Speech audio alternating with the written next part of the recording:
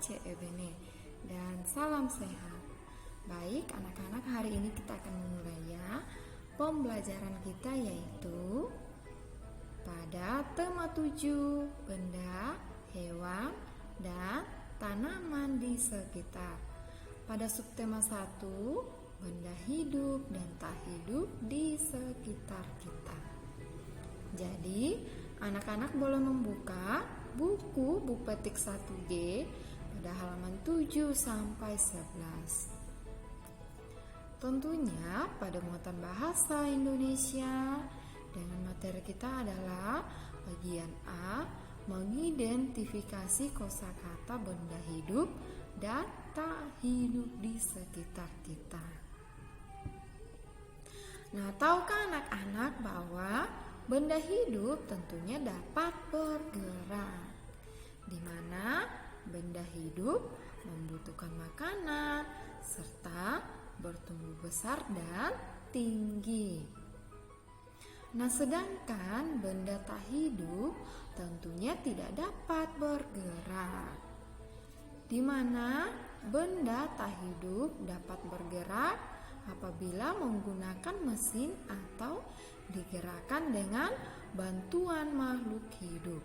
Nah, makhluk hidup itu maksudnya misalnya kita ya, yaitu manusia atau hewan atau hal-hal lainnya. Nah, agar anak-anak lebih memahami, mari kita perhatikan contoh dari berikut ini. Yang pertama, ada contoh benda hidup pada gambar tersebut. Contoh yang pertama yaitu ada manusia, yaitu kita ya. Kemudian ada hewan, contohnya ada berbagai macam hewan, yaitu ada anjing, ayam, kuda, sapi, kerbau, dan masih banyak lainnya hewannya.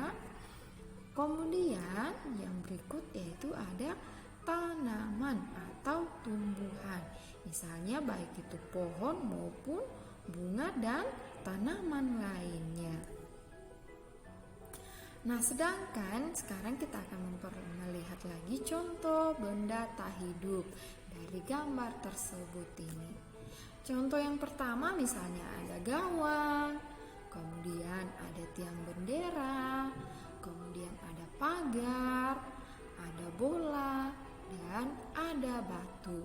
Nah, contoh lainnya dari benda tak hidup yang sering kita temui setiap hari, apalagi bagi kita anak sekolah, yaitu ada pakaian, ada buku, ada pensil, kemudian ada penghapus, tas, dan masih banyak lainnya ya. Itu adalah contoh dari benda tak hidup. Nah, Ibu harap anak-anak bisa membedakannya contoh dari benda hidup dan tak hidup. Baik, sekian materi kita pada hari ini. Selamat pagi, sampai jumpa untuk pembelajaran kita selanjutnya.